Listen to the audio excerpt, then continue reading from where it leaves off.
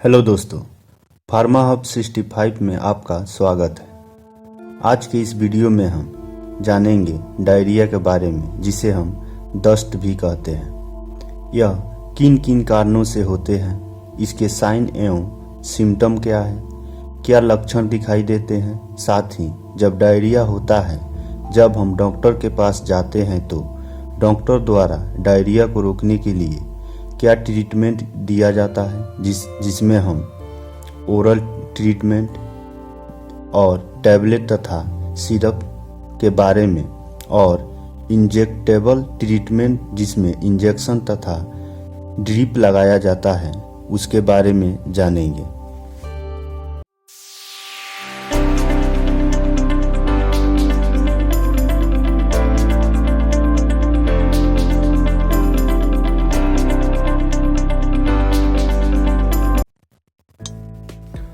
Hello दोस्तों, diarrhoea digestive system से जुड़ी हुई एक समस्या है जो सामान्यतः खाने पीने के गड़बड़ी होने के कारण होती है। यह समस्या उस समय होती है जब हम जो खाना खाते हैं तो हमारे डाइजेस्टिव सिस्टम द्वारा डाइजेस्ट नहीं होता है, मतलब खाना हमारे शरीर में नहीं पचता है। तो इस वजह से नहीं पचा हुआ खाना जो अनडाइजेस्ट फूड है वह पानी के साथ मिलकर मोशन के रूप में निकलता है।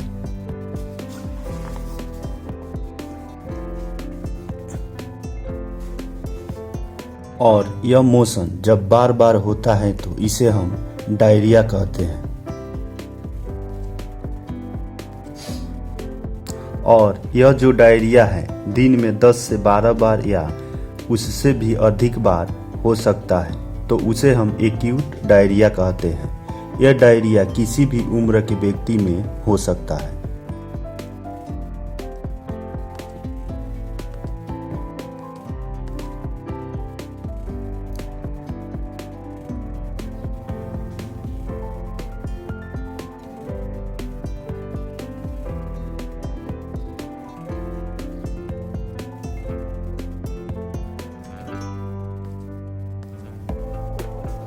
अगर इसके कारणों के बारे में जाने कि क्या क्या कारणों से डायरिया होता है, तो जो मोस्ट कॉमन कारण है वह है वायरल इन्फेक्शन। जब वायरल इन्फेक्शन होता है तो उसमें व्यक्ति को डायरिया की समस्या होती है।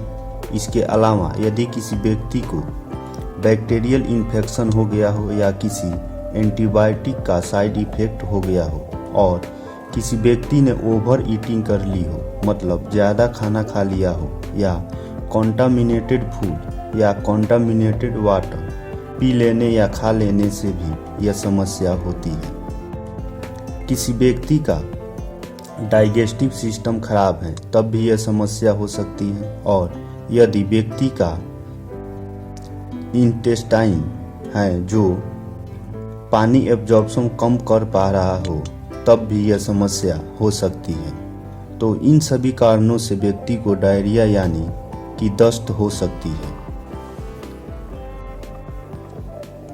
और जब व्यक्ति को डायरिया होता है तो उसमें कुछ साइन और सिम्टम, कुछ लक्षण दिखाई देते हैं।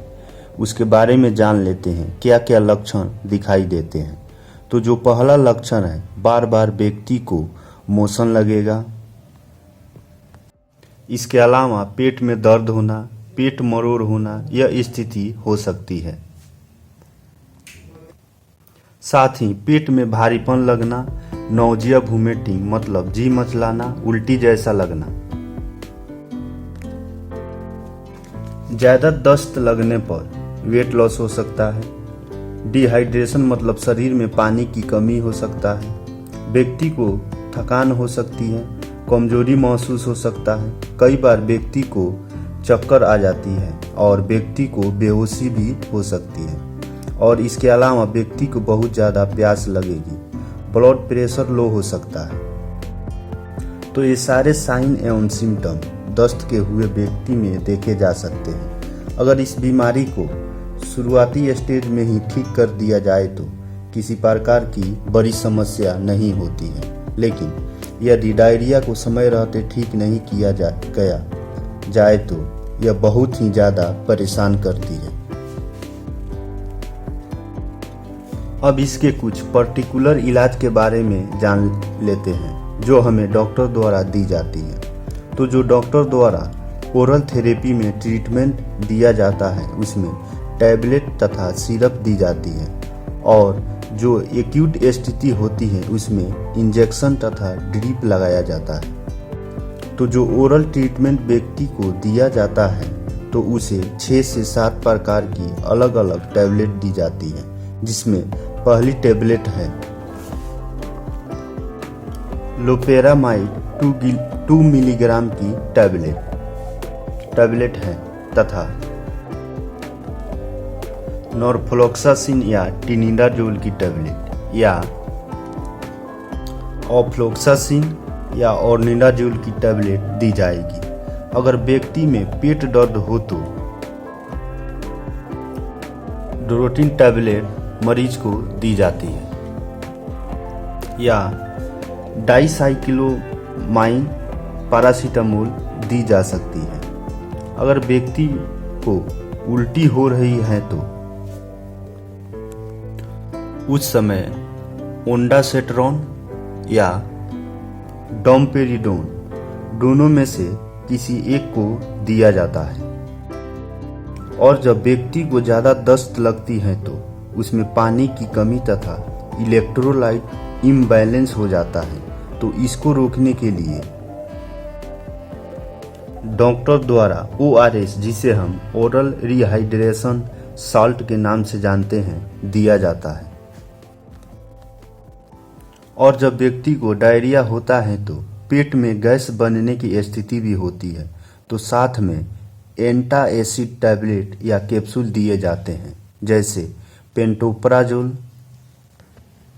रेबिपराजोल और ओमिपराजोल, कोई भी एक दिया जा सकता है। अब हम जान लेते हैं कितनी मात्रा में तथा कितने दिनों तक इन टैबलेट को यूज किया जाता है। जो लोपेरामाइड 2 मिलीग्राम की टैबलेट है, इसे सामान्य अगर किसी को दस्त है तो 2 टैबलेट एक साथ दी जाती है। अगर दस्त रुक जाए तो अच्छी बात है, अगर ना रुके तो उस व्यक्ति को दिन में 3 बार यह टैबलेट दी जाती है। इसे खाने के बाद लेने की सलाह दी जाती है। जो एंटीबायोटिक टैबलेट हैं जिसके बारे में हमने जाना था, नॉरफ्लॉक्स TZ या ऑप्सिप OZ, दोनों में से कोई भी एक टैबलेट दी जाएगी। यह सुबह शाम व्यक्ति को एक एक टैबलेट दी जाएगी। इसे भी खाने के बाद लेने की सलाह दी जाती है। जो पेन किलर टैबलेट है जिसमें डोरोटिन M या डाइक्लोएस्पास टैबलेट है, इनमें से व्यक्ति को दिन में 2 या 3 बार व्यक्ति के आवश्यकता अनुसार दी जाती है। जो उल्टी रोकने की दवा है जिसे हम ओंडासेट्रॉन या डोम्पेरिडोन के नाम से जानते हैं, इसे दिन में 3 बार खाने से पहले दिया जाता है। और जो ORS है उसको एक पाउच को 1 लीटर पानी में मिलाकर व्यक्ति को पूरे दिन दिया जाता है, और ज़्यादा समस्या हो तो दिन में 2 पाउच दिया जा सकता है। और जो व्यक्ति में एसिडिटी को रोकने के लिए पेंटोप्राजोल, रेबिपराजोल, इनमें से किसी एक को सुबह में खाली पेट लेने की सलाह दी जाती है। इस तरह से डायरिया का इलाज किया जाता है, और यह ट्रीटमेंट 5 से 7 दिनों तक लगातार व्यक्ति को दिया जाता है, जिसमें व्यक्ति को अच्छा आराम मिल जाता है। और यदि कोई व्यक्ति है जिसको ओरल थेरेपी देने से अच्छा लाभ नहीं मिलता है, या कोई व्यक्ति जिसको एक्यूट डायरिया हो गया हो, उसे बहुत ज़्यादा समस्या हो रही हो, तो उसे इंजेक्टेबल का ट्रीटमेंट दिया जाता है। वह ट्रीटमेंट क्या क्या दिया जाता है उसे भी हम जान लेते हैं। तो उसमें भी एंटीबायोटिक इंजेक्शन, उल्टी रोकने की इंजेक्शन, दर्द का इंजेक्शन, इस तरह से दिया जाता है। और IV इन्फ्यूजन दिए जाते हैं जिसे हम ड्रिप कहते हैं। जो एंटीबायोटिक इंजेक्शन दिया जाता है उसमें होता है जेंटामाइसिन 80 मिलीग्राम या अमीकासिन 500 मिलीग्राम का इंजेक्शन। इन दोनों में से कोई भी एक इंजेक्शन दिया जाएगा जिसे आईवी रूट से दिया जाता है। दिन में 2 बार दिया जाता है।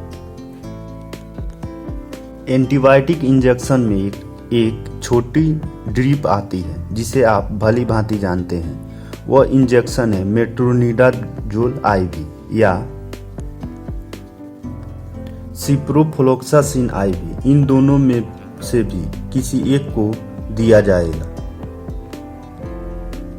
अगर किसी व्यक्ति को पेट में दर्द हो रहा है तो डाइसाइक्लोमाइन इंजेक्शन दिया जाएगा। अगर उल्टी को रोकने के लिए ओंडासेट्रॉन का इंजेक्शन दिया जाएगा। एडल्ट में इसका पूरा यूज किया जाता है। दिन में 1 बार या दिन में 2 बार दिया जा सकता है मरीज के नीड के अनुसार। और यदि कोई व्यक्ति है जिसमें ज़्यादा दस्त लगने के कारण शरीर में पानी की कमी हो गई है, उसका ब्लड प्रेशर लो हो गया हो, तो उसको रिकवर करने के लिए डॉक्टर द्वारा एनएस नॉर्मल सलाइन या डीएनएस डेक्स्ट्रोज नॉर्मल सलाइन या आरएल रिंगर लैक्टेट सॉल्यूशन, इनमें से कोई भी एक 500 ml की बोतल लगाई जाती है। इसे दिन में 1 बार या ज़्यादा सीवियर हो तो दिन में 2 बार लगाया जाता है। यह ट्रीटमेंट सामान्यतः 2 से 3 दिनों तक किया जाता है तथा उसके बाद में ओरल थेरेपी पर व्यक्ति को रखा जाता है।